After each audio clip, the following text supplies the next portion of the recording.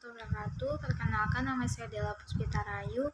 NIM saya 211010301008. Di sini saya akan menjelaskan tentang materi yang sudah saya pelajari sejak awal perkuliahan sampai akhir perkuliahan. Di sini saya akan membahas tentang memahami filosofi dan konsep dasar ilmu sosial. Ilmu sosial adalah pengetahuan yang mempelajari tentang perilaku dan aktivitas manusia dalam kehidupan bersama.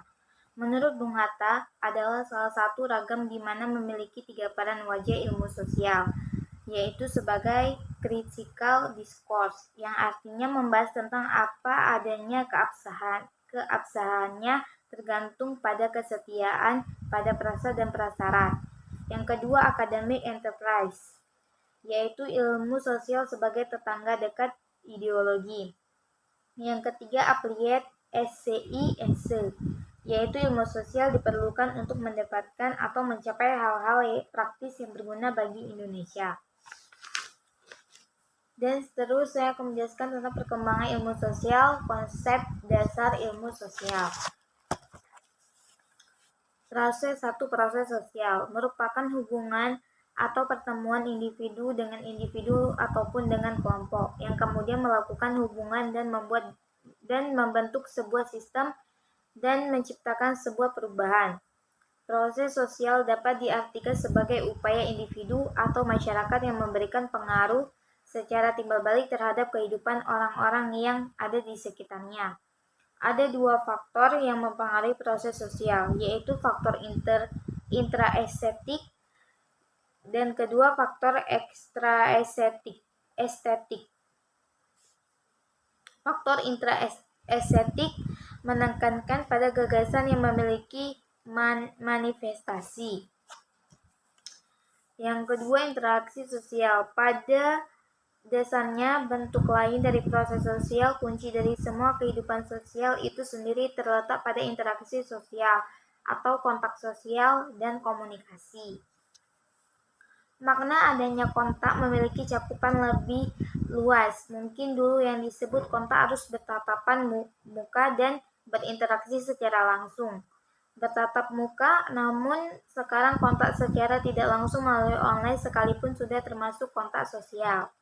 Yang ketiga, kontak sosial adalah interaksi atau hubungan yang terbangun adanya lawan.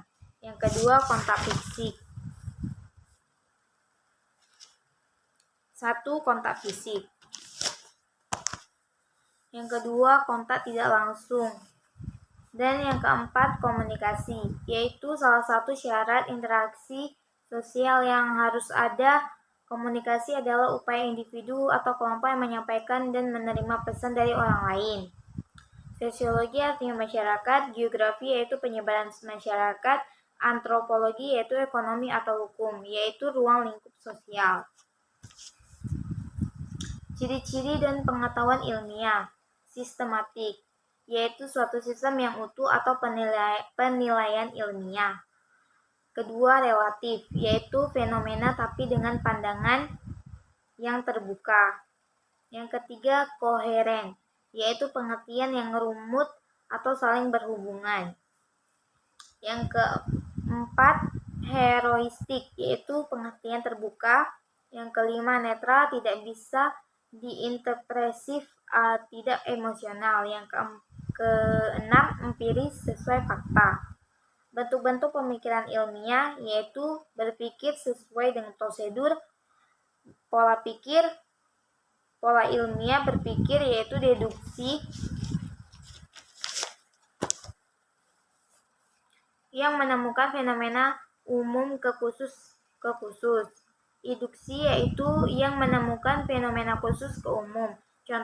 Contohnya, deduksi seluruh masyarakat miskin partisipasinya rendah, misalnya golput. Kalau induksi, seluruh pemilih Partai Aceh berpendidikan rendah. Konsep dasar ilmiah. Penelitian ilmiah adalah penyelidikan yang sistematik yang terkontrol, empiris yang hipotesis atau yang berhubungan dengan fenomena yang tadi. Mengapa menggunakan metode ilmiah? Supaya dapat ditanggungjawabkan. Contoh, menemukan bagaimana cara masyarakat tidak terjebak dalam money politik.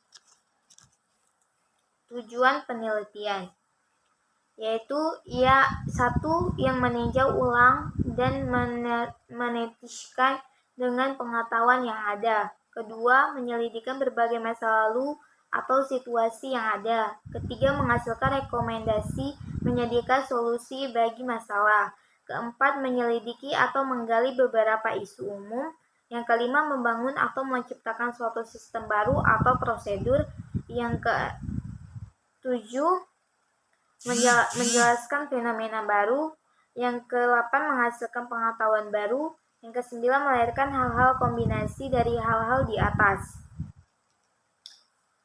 Untuk memperoleh informasi yang dibutuhkan untuk mengambil keputusan atau informasi yang akurat.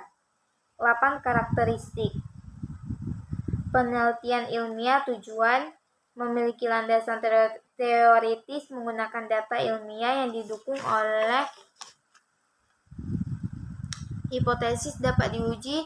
Hasil penelitian dimungkinkan dapat dikaji ulang pada objek lain. Hasil penelitian memiliki derajat kepercayaan atau derajat ketepatan. Kesimpulan: hasil penelitian didasarkan pada data empiris apa adanya. Hasil penelitian memiliki kemampuan untuk menjelaskan dan memprediksi fenomena yang sama pada objek yang lebih luas. Hasil penelitian mampu menjelaskan fenomena sederhana mungkin sehingga mudah dipahami. Perbedaan pendekatan ilmiah dan pendekatan non-ilmiah, yaitu pendekatan ilmiah, perumusan masalah jelas dan spesifik. Kedua, masalah dapat diamati dan dapat diukur secara empiris. Ketiga, jawaban berdasarkan data. Keempat, pengumpulan data dan analisis. 5, analisis data berdasarkan logistik yang benar, jadi kesimpulan yang diambil benar dan tepat. Yang kelima, dapat diuji oleh orang lain. Kalau non-ilmiah, 1, perumusan masalah kabur atau abstrak. Yang kedua, masalah tidak terukur dan secara empiris atau supranatural. Yang ketiga, jawaban tidak diperoleh dari hasil data pengamatan ilmiah. Yang keempat, keputusan tidak berdasarkan analisis lagi. Yang kelima, tidak dapat diuji oleh orang lain. Tahapan kerja metode ilmiah.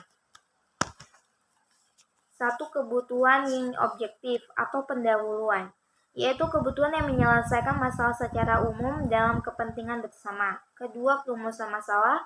Ketiga, pengumpulan teori. Keempat, perumusan hipotesis.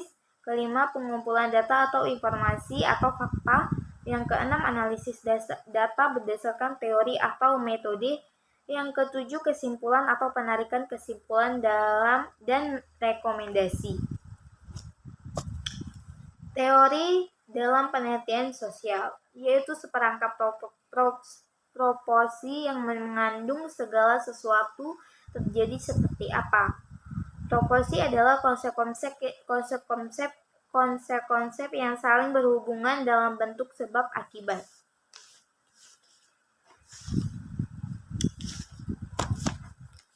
Fungsi teori, yaitu sebagai suatu ikhtisar fakta dan hukum yang jelas dan ilmiah. Yang kedua, untuk mendapatkan pengertian dan mengorganisasikan pengalaman merupakan peran teori. Fungsi dan penggunaan teori dan penelitian kualitatif dan kuantitatif. Kualitatif berasal dari masalah, kalau kuantitatif berasal dari teori. Beberapa langkah mudah yang dapat dilihat dari teori kuantitatif, yaitu tidak dapat dipaksakan. Berdasarkan kesesuaian, peneliti mengoperasionalkan konsep atau variabel dari teori.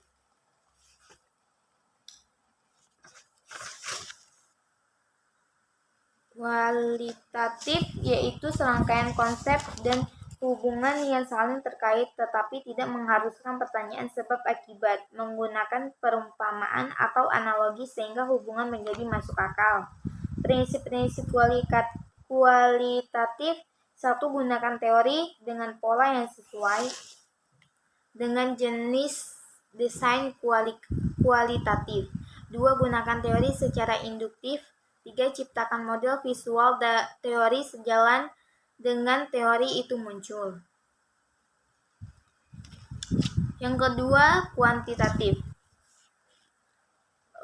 Kuantitatif yaitu ada ide, pola, proses, hubungan, dan peristiwa. Kalau kuantitatif sebagai serangkaian bagian variabel, definisi, dan dalil yang saling berhubungan menghadirkan pandangan sistematis tentang fenomena yang menentukan hubungan antar variabel dan maksud menjelaskan fenomena ilmiah. Modelnya ada ide, teori, desain, pengumpulan data, analisis, dan temuan penelitian. Strukturnya kalau dalam ada 2 fase dan proses. Kalau fase teori, hipotesis, observasi atau pengumpulan data, dan analisis dan temuan. Kalau proses deduksi, operasionalisasi data diproses, interpretasi data, dan induksi. Perbedaan kualitatif dan kuantitatif. Menurut Sugiono,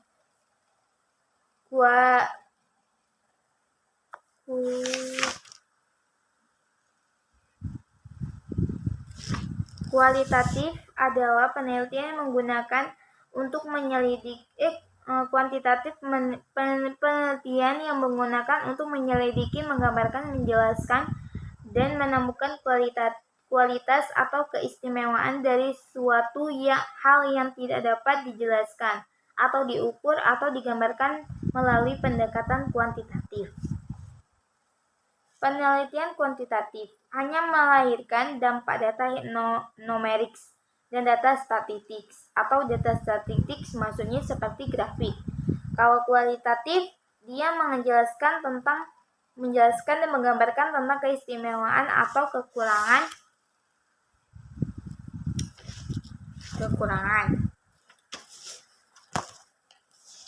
Kualitatif yaitu digunakan untuk menyelidiki kondisi objek yang alamiah, sementara kuantitatif adalah eksperimen. Penelitian kuantitatif menyelidiki eksperimen di mana penelitian adalah sebagai instrumen kunci. Dalam penelitian kuantitatif ada instrumen yang digunakan, ada pengambilan sampel. 1. Desain penelitian, yaitu penelitian kualitatif yang bersifat umum, fleksibel, dinamis. Dalam penelitian kualitatif dapat dikembangkan selama proses penelitian berlangsung. Kalau penelitian kuantitatif bersifat khusus, terperinci, dan statistis. Dia nggak berubah-ubah. Alur penelitian kuantitatif sudah direncanakan sejak awal dan tidak dapat diubah dan tidak dapat diganggu-gugat. Ada subjek penelitian kuantitatif, disebut dengan responden. Ada cara memandang fakta. Dalam penelitian kuantitatif, fakta atau saran tergantung dari cara aksi si peneliti menginterpretasikan atau mendapatkan data tersebut. Pengertian kualitatif adalah menguji masalah yang dijelaskan oleh teori-teori yang paling relevan. Penelitian kuantitatif memandang fakta dan saran pada objek di luar. Si peneliti harus netral dan tidak bisa memihak dalam satu analisis kuantitatif.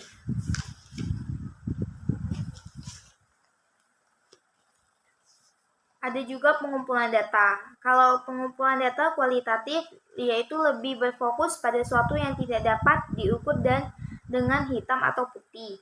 Kalau kuantitatif berfokus pada sesuatu yang tidak bisa diukur dengan angka hitam atau putih, berkaitan dengan kebenarannya. Sehingga pada penelitian kuantitatif diharuskan mendapatkan informasi sedalam-dalamnya segala hal yang terjadi.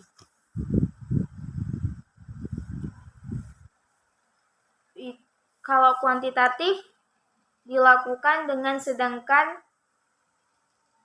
serangkaian instrumen penelitian seperti tes. Ada juga representasi data. yaitu ada kuantitatif dan kualitatif. Kalau kualitatif, hasil penelitian kualitatif berupa interpretasi penyelidikan sebuah fenomena, sehingga laporan penelitian akan lebih banyak mengandung deskripsi. Ada juga kuantitatif, yaitu hasil dari penelitian kuantitatif dipresentasikan dalam bentuk perhitungan atau sistematis. Ada juga implikasi hasil riset. Kalau kualitatif, hasilnya memiliki implikasi ke atas pada situasi tertentu, sehingga hasil penelitian tidak bisa digeneralisasi dalam kepentingan berbeda. Kalau kuantitatif, hasil berupa fakta atau teori yang berlaku secara umum dapat dijurnalkan kapanpun dimanapun fakta itu tetap berlaku. Ada juga metode model. Ada kualitatif dan kuantitatif. Kalau kualitatif menggunakan metode fenomena yang menjelaskan fenomena yang ada atau studi kasus. Kalau kuantitatif biasanya menggunakan metode eksperimen, sebab, akibat, analisis jalur, mengekspor data atau survei. Ada juga tujuan penelitian. Ada tujuan penelitian kualitatif dan tujuan penelitian kuantitatif. Kalau kualitatif yaitu memperoleh pemahaman mendalam, mengembangkan teori, mendeskripsikan realitas serta kompleksitas sosial. Kalau kuantitatif menjelaskan hubungan antar variabel dan menguji teori fenomena. Yang terakhir ada jenis data. Ada jenis data kualitatif dan jenis data kuantitatif. Yaitu kalau kualitatif mendeskripsikan atau mengoperasikan. Kalau kuantitatif yaitu numerik atau angka dan statistik. Sekian dari saya. Assalamualaikum warahmatullahi wabarakatuh. Dan ada beberapa hal yang belum saya pahami tentang teori penelitian sosial. Itu yang saya belum pahami. Terima kasih. Assalamualaikum warahmatullahi wabarakatuh.